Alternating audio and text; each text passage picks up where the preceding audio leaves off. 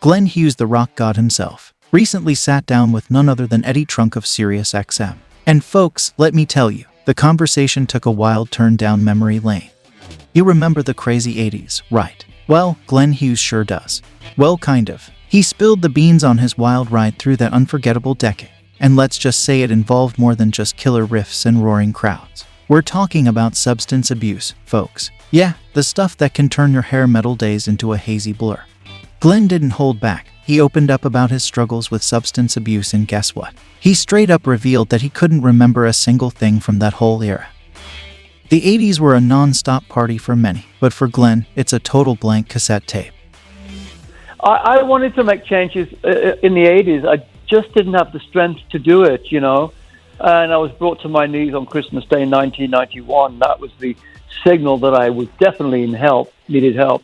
And ever since then, I've been walking the path of recovery, as you know. And, I'm one of the grateful ones. I'm the lucky one. And so many of our friends, mine and yours, didn't make it. They disappeared. They passed away. And I feel so bad for those people.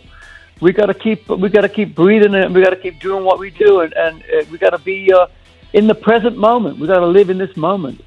When I had that moment in '91 where I realized that this could be the end, I changed my number. I moved out of my house. I changed literally everything and adopted a new way of living and started to breathe differently. I mean, I was out there for quite some time, as you know. As I say, I don't remember the 1980s at all, although I did make some interesting albums.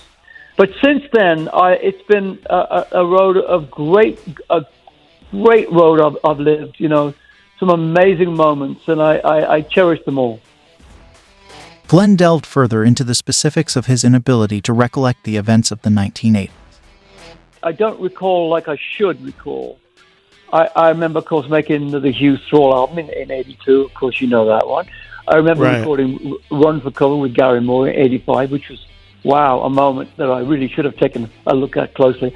And, of course, I made the album with Tony in 85. And those three albums, I was present, but I wasn't the man I am today, you know.